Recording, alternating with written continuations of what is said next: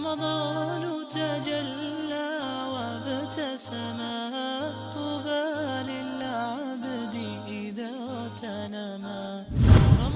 If the Prophet ﷺ and the companions prayed Qiyam at home and not in the Masjid, then why masjids in the Arab countries host Jama'ah prayer, that is congregation prayer, for Qiyam? Isn't that counted as a bid'ah? First of all, let us understand the math. What is Qiyam? What is Taraweeh? What is Tahajjud? What is Witr? These are terminologies that I'm confused of. Don't be. This is why I'm here. Qiyamul Layl, known as night prayer or Salatul Layl. This is a big umbrella. And this big umbrella, underneath it, folds any prayer you pray after Isha and before the break of dawn, the Adhan of Fajr. So anything you pray in between is considered to be night prayer. Interesting. What about Taraweeh? Taraweeh is specifically night prayer offered during the month of Ramadan. So if I pray during the month of Shawwal, this is night prayer. If I pray during Hajj, this is night prayer. Taraweeh specifically refers to night prayer done in the month of Ramadan. Interesting. Tahajjud. What is Tahajjud? Tahajjud is night prayer.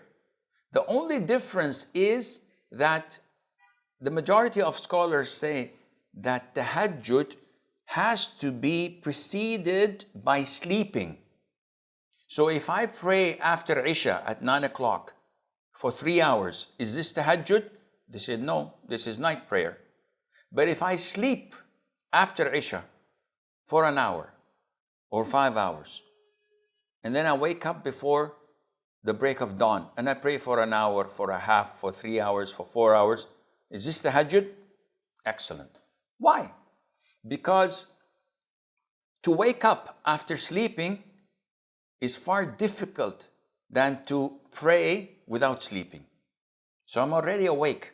It's 10 o'clock, it's 11 o'clock. I'm still fit to go and make wudu and pray. There's no much effort needed. But when you sleep for 3 hours and it's your cozy bed, air condition is cold and it's dark, everybody's asleep, you wake up and say, let me pray night prayer, let me pray Tahajjud.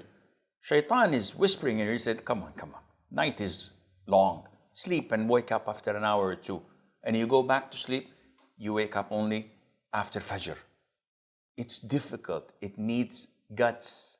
It needs a strong will, supported by Allah Azza wa Jal, for you to wake up and pray. This is why Tahajjud is far more difficult than regular night prayer. Okay, then what is Witr?